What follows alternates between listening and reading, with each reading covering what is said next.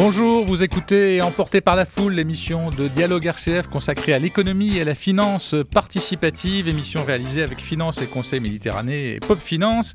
Et c'est Patrick Le Camus de Pop Finance qui commence avec sa chronique et qui va faire le Père Noël. Il n'a pas de barbe, mais c'est quand même le Père Noël. Oui, une barbe naissante, c'est une chronique absolument de saison. Nous sommes la semaine de Noël. Et le crowdfunding, qui, rappelons-le, est quand même le mariage du marketing et de la finance, fait du marketing et donc vend des produits. Donc on peut acheter que des produits oui, on financés. Ouais, alors il y a deux choses. Il y a les plateformes de crowdfunding qui en profitent en disant pensez à acheter des produits qui ont été financés chez nous. Donc ça donne un prolongement une petite promo post-campagne pour les produits. Donc c'est le cas par exemple de KissKissBankBank qui fait sur son blog une petite sélection des produits qui ont déjà été financés chez eux et qui sont des bonnes idées de cadeaux pour Noël.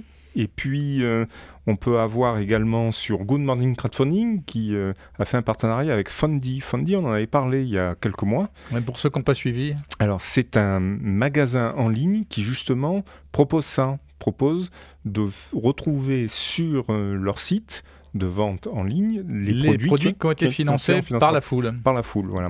Donc, il y a pour Noël un partenariat Good Morning Crowdfunding Fundy avec une sélection de 15 articles particulièrement chouette, sélectionné par la rédaction de Good Morning Crowdfunding qui permettent d'avoir des idées cadeaux pour Noël. Voilà. Et Ulule, alors eux, ils ont une autre solution un peu étrange. À vrai dire, j'ai pas tout compris, mais ils proposent de créer une carte cadeau à offrir pour être dépensée sur Ulule. Ah ouais. Voilà. D'accord. Donc, qu'on peut mettre au pied du sapin, une carte cadeau chez Ulule. Oui, c'est-à-dire qu'on offre à une tierce personne une participation ou un don à une entreprise ? Je sais pas. Voilà, c'est ça, c'est le mystère, c'est là. C'est le mystère. Bon, Ulule va nous renseigner, il va réagir. Et donc, on a dans la série qui est pas loin, c'est la French Tech. Il y a quelqu'un qui a mis en ligne une série de 100 cadeaux potentiels d'objets qui sont labellisés French Tech. Ah, bien voilà. Ça. Oui. Donc pas tout à fait financement participatif, mais pas loin. On fait marcher l'économie numérique et l'innovation. Voilà, ça s'appelle noeldelafrenchtech.fr. Ah oui, tout attaché. Hein. Oui. D'accord.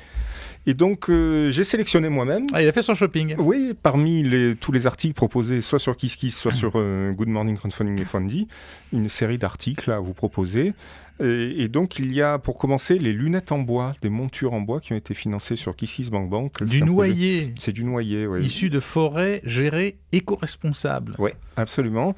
C'est assez cher quand même. Hein. C'est des lunettes de soleil à 199 €. Oui, puis ça doit être un peu fragile quand même. Mais... Non, c'est très... Bon, le noyer est un bois dur, d'accord, mais quand même.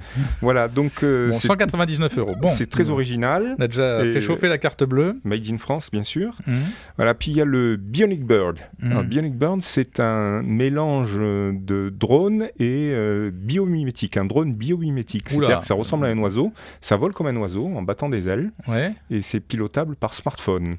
Et ça, finalement, c'est moins cher, c'est 99 €. Ah d'accord, on peut voler pour 99 €. Et puis on a la société Bibelib qui fabrique des housses de voyage qu'ils appellent des accessoires de voyage malins et trendy, tendance en fait, et qui permettent de voyager avec style en toute tranquillité. Je reprends exactement leur slogan. Et ces housses de valise qu'ils prétendent être connectées sont pas si chères que ça, sont à 50 €, elles sont très jolies. C'est imperméable, c'est indéchirable, donc on ne peut pas ouvrir la valise subrepticement. Et il y a un QR code qui les rend identifiables et qui permet de les retrouver grâce à l'application. On enveloppe sa valise avec ça, c'est ça ? Oui, c'est joli, c'est très joli. Ils font des très belles choses. Et puis ça se repère sur un tarmac, c'est bien ? Ça se repère bien, voilà, il y a le QR code, on peut les retrouver, les identifier, et c'est imperméable. Bon, ça on était à 50 € pour voyager. Et il y a le cahier de dessin animé que j'ai trouvé très très chouette. C'est pas si cher que ça. C'est un mélange d'utilisation d'un cahier à coloriage pour les enfants et de l'utilisation d'une tablette. Et une fois que c'est colorié, le dessin s'anime sur la tablette. Ne me demandez pas comment ça fonctionne, mais il y a la démo.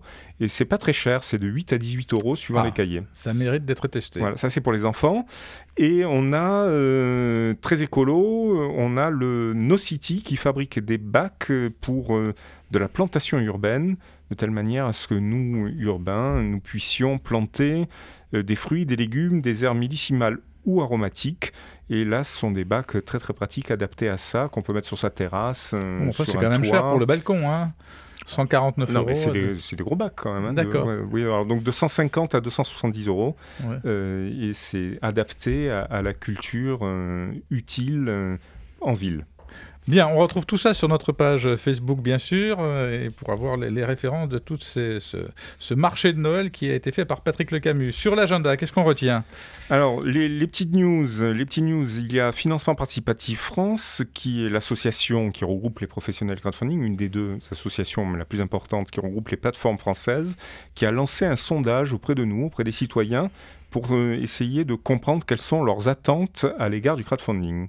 Donc sur le site de Finance Participative France, on a le lien pour répondre, et on le mettra nous également sur notre page Facebook, le lien pour répondre à ce sondage. C'est l'heure de l'invité. Nous recevons aujourd'hui Armand Freinet, ingénieur de son état, directeur du bureau d'études de la société Iris Solaris, une société marseillaise spécialisée dans les centrales solaires et qui a une longue histoire. Armand Freinet, on ne va pas tout faire l'histoire, mais vous avez été dans un groupe, vous êtes sorti du groupe, vous étiez parti tout seul plutôt au départ. Oui. Voilà. 3 jeunes étudiants tout à fait, à la sortie des études. Qui se disent, bon Dieu, mais c'est bien sûr, le solaire, c'est mon histoire. Pourquoi pas, voilà.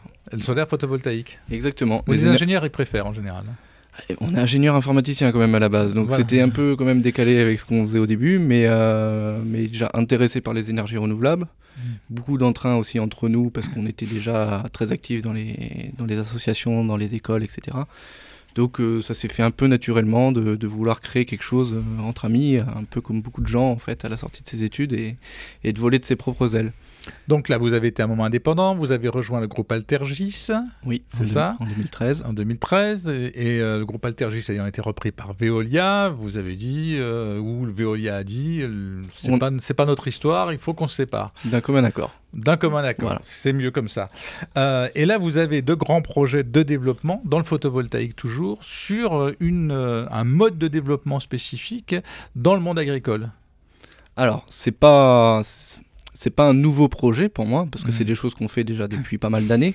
Ce qui est nouveau, c'est finalement d'essayer de garder ces projets en production sur Iris Solaris, ce qu'on n'a encore jamais fait aujourd'hui. C'est-à-dire que vous ne voulez pas être des prestataires de services, vous voulez être les producteurs vous-même de l'énergie qui sera produite sur ce que vous allez installer. Exactement. On a mon métier de base, c'est d'être développeur de projets photovoltaïques, c'est-à-dire qu'on va valoriser des projets d'une partie, on va valoriser un foncier qu'on nous met à disponibilité des agriculteurs et on va rendre, on va fabriquer un produit financier finalement pour des investisseurs derrière. Donc ça, c'est mon métier de base. Et aujourd'hui, vers quoi on se tourne, c'est de pouvoir garder ces projets-là en production d'électricité sur la société Iris Solaris. Donc vous êtes un producteur alternatif. Exactement. Si je résume, quand vous allez voir l'agriculteur, vous dites voilà, vous avez besoin d'un hangar. On suppose que vous pouvez avoir un permis de construire parce que c'est préférable. Moi, j'ai besoin de 750 mètres carrés, c'est ça ? Je vous fais le bâtiment. Il vous coûte rien, mais je vous prends l'énergie à vie, c'est ça ? À vie, non. Non.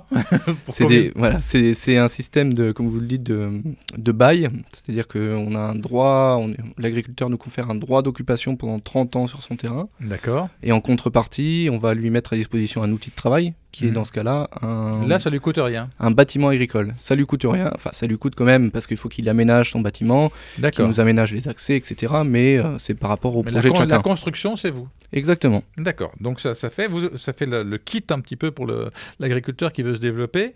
Vous prévoyez combien de centrales de ce type-là ? Alors, on en a beaucoup en développement. On a un pipe sur des centrales comme ça de 750 mètres carrés. On doit avoir en portefeuille une centaine de projets en cours de développement. C'est des choses qui prennent beaucoup de temps parce que vous parlez d'un permis de construire, par exemple. Nous, on commence, il n'y a rien sur on arrive, il y a quelqu'un qui a un besoin, on analyse son besoin. Est-ce que ce besoin est réel ? Est-ce qu'on peut justifier du besoin auprès des administrations, etc. Et après, on va faire toutes les démarches ensemble avec lui. On va l'accompagner, on va faire le permis de construire, la demande de raccordement, etc., etc. Là, vous allez faire des papiers encore. Exactement. Et là, vous faites un emprunt, mais qui ne couvre pas tout le financement. Vous faites un emprunt sur l'Endopolis, donc une plateforme spécialisée sur le crédit, qui est de 250 000 €, c'est ça ? Tout à fait. Là, vous allez rémunérer cet emprunt ? Oui, alors c'est la première fois qu'on fait ça. On accompagne l'Indopolis un peu dans le virage qu'ils sont en train de prendre sur les énergies renouvelables, où ils veulent financer des énergies renouvelables. Donc on a mis en place cet emprunt avec l'Indopolis. On a 12 projets de bâtiments agricoles de 750 m², exactement. Ça représente un investissement lourd. Un investissement au global sur 12 projets comme ça en construction, avec tous les papiers qui vont bien, etc., comme on a parlé. C'est un peu moins de 2 millions d'euros. Donc on va aller chercher une dette bancaire sur à peu près 80% du montant et on va devoir mettre des fonds propres à hauteur de 20%. Mais là, il vous faut au départ, effectivement, que vous soyez assis sur un capital un peu plus costaud pour aller voir les banques en leur disant on a la capacité à rembourser et à se développer. Aujourd'hui, le système bancaire arrive dans le développement de ces projets-là, quand les projets sont matures. Matures, c'est-à-dire qu'on a déjà payé les coûts de raccordement, qu'on a déjà fait toutes les démarches administratives. Donc finalement, on va avoir des besoins de trésorerie pour développer ces projets-là qui sont assez importants. Donc finalement, vous faites du crédit pour faire du fonds propre, ce qui est assez particulier comme ingénierie financière. L'Indopolis, c'est un levier pour nous qui nous permet à la fois de financer une partie de ce développement-là, parce qu'ils vont arriver avant les banques, bien sûr. Les banques, je vais aller les chercher après avoir levé l'Indopolis. Et ça me permet, moi, de mettre moins de fonds propres dans les projets, parce que je suis complété par l'Indopolis sur cette partie-là. Donc là, c'est une levée de fonds qui est ouverte jusqu'au 21 janvier, c'est cela ? Oui, ça sera fini. Ça sera fini ? Optimiste. Hein. Non, il reste 3 000 euros. Et sur vous les 250. promettez à ceux qui vous prêtent 6% d'intérêt, c'est ça ? Oui. Sur un crédit de 36 mois. C'est pareil, c'est quelque chose qu'on a construit spécifiquement avec l'Indopolis, c'est un crédit in fine. C'est-à-dire qu'on va rembourser les intérêts trimestriellement pendant 3 ans, et au bout de 3 ans, on va rembourser le capital à 100% du prêt qu'on nous aura octroyé le citoyen. On vous souhaite une bonne levée de fonds sur cette fin d'année. Merci Armand Freinet. Je rappelle que vous êtes directeur du bureau d'études de la société Iris Solaris et qu'on vous trouve votre levée de fonds sur l'Indopolis. Vous pouvez retrouver les informations sur cette émission sur notre page Facebook Emporté par la foule et nous écouter en podcast sur le site rcf.fr. À la semaine prochaine.